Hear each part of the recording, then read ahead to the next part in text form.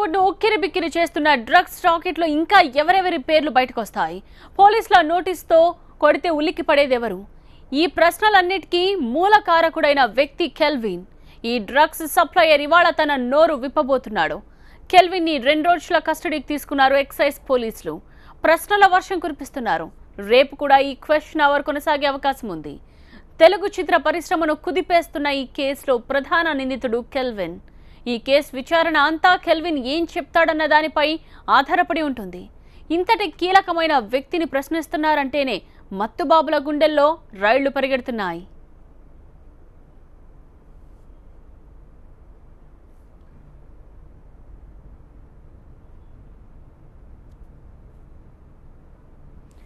ఈ నేపథ్యంలో ఎక్సైజ్ పోలీసుల రెండో జాబితాపై ప్రముఖుల్లో టెన్షన్ మొదలైంది.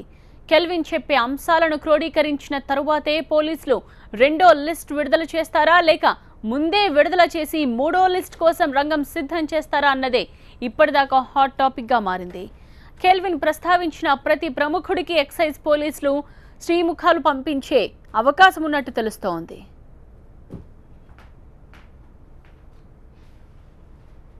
కెల్విన్ పై పోలీసుల ప్రశ్నల వర్షం గురించి మా ప్రతినిధి విజయ్ ఉన్నారు అప్డేట్స్ అందించడానికి. విజయ్, ఈరోజు కొద్దిసేపటి క్రితమే ఎక్సైజ్ ఎన్ఫోర్స్మెంట్ సిట్ అధికారులు కెల్విన్ని కస్టడీలోకి తీసుకున్నారు. చెర్లపల్లి జైలు నుంచి కస్టడీలోకి తీసుకొని ఎక్సైజ్ ఆఫీస్లోని సిట్ కార్యాలయానికి తరలిస్తారు. ఈరోజు కెల్విన్ విచారణ జరుగుతుంది. దాంతోపాటుగా ఇప్పటికే 12 మంది సినిమా ఇండస్ట్రీకి సంబంధించినటువంటి ప్రముఖులకు నోటీసులు అందిన తర్వాత వాళ్ళంతా కూడా ఖచ్చితంగా హాజరు కావాలి. కాబట్టి ఇతని దగ్గర సమాచారాన్ని కూడా కొంత తీసుకునే అవకాశం కనిపిస్తుంది. కెల్విన్ని ఈరోజు చెర్లపల్లి జైలు నుంచి ఇక్కడ తీసుకొస్తారు. మరోవైపు అకున్ సబర్వాల్ సైతం తన లీవ్ని క్యాన్సిల్ చేసుకున్నారు, లీవ్ని పోస్ట్పోన్ చేసుకున్నారు. రాష్ట్ర ప్రభుత్వానికి ఈ కేసు ఇన్వెస్టిగేషన్ నేపథ్యంలో అకున్ సబర్వాలే స్వయంగా రాష్ట్ర ప్రభుత్వాన్ని కోరారు. తాను లీవ్ని పోస్ట్పోన్ చేసుకునే విషయాన్ని ప్రభుత్వానికి చెప్పడం, ప్రభుత్వం ఓకే చెప్పడంతో ఈ కేసు ఇన్వెస్టిగేషన్ ఈరోజు నుంచి మరింత వేగం పుంజుకునే అవకాశం ఉంది. మరోవైపు ఇక్కడ బీజేవైఎం కార్యకర్తలు కొంతమంది ఈ కేసులో ఉన్న పెద్దవాళ్ళని తప్పించారనే ఆందోళన చేయడానికి సిద్ధపడ్డారు. ప్రస్తుతం నాంపల్లి ఎక్సైజ్ కార్యాలయం దగ్గర పెద్ద ఎత్తున బీజేపీకి సంబంధించినటువంటి బీజేవైఎం కార్యకర్తలతో పాటుగా బీజేపీ నేతలు కూడా ఇక్కడికి వచ్చారు. భారీ ఎత్తున పోలీసులను కూడా ఇక్కడ మోహరించారు. బీజేవైఎం నేతలు ఏమనుకుంటున్నారు ఈ డ్రగ్స్ దందాకు సంబంధించి? మీరు ఈరోజు ధర్నా ఎందుకు చేస్తున్నారు, ఎందుకు చేయాల్సిన అవసరం ఏర్పడింది? ఈరోజు ఏదైతే మీరు న్యూస్లో చూస్తున్నారో, TV9 ప్రేక్షకులు కూడా ఏదైతే చిన్న సినిమాలకు సంబంధించిన చిన్న వాళ్ళని ఈరోజు వాళ్ళు టార్గెట్ చేసి వాళ్ళపైన కేసులు పెట్టడం జరిగింది, వాళ్ళని మీడియాలోకి తీసుకురావడం జరిగింది.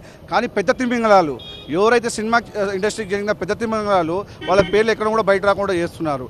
ఈరోజు ఏదైతే యువత పక్కదారి పట్టిస్తున్నారో, డ్రగ్స్కి బానిసలు అవుతున్నారో, దానికి ముఖ్య కారణం ఎవరు? ఈరోజు పెద్ద గొప్ప బడా నాయకులు వాళ్ళ కొడుకులు ఉన్నారు. దాంట్లో సినిమా ఇండస్ట్రీకి సంబంధించిన పెద్ద ఇండస్ట్రీ ప్రొడ్యూసర్లు వాళ్ళ కొడుకులు ఉన్నారు. అలాంటి వాళ్ళ పేర్లు బయటకు వస్తలేవు. వీళ్ళందరినీ కూడా అరెస్ట్ చేయడం జరుగుతుంది ఎక్కడ కూడా.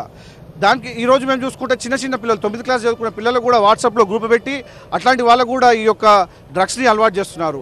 ఈ పబ్బులు ఏదైతే పబ్ కల్చర్ ఉందో, ఇంతకుముందు చూసుకుంటే చాలా పెద్ద మనుషులు, సినిమా ఇండస్ట్రీకి చెందిన పెద్ద మనుషులు వాళ్ళ పబ్లలో ఈ రేప్ పార్టీలు అనేవి ఉండేవి. రేప్ పార్టీలలో డ్రగ్స్ వాడటం జరుగుతుంది.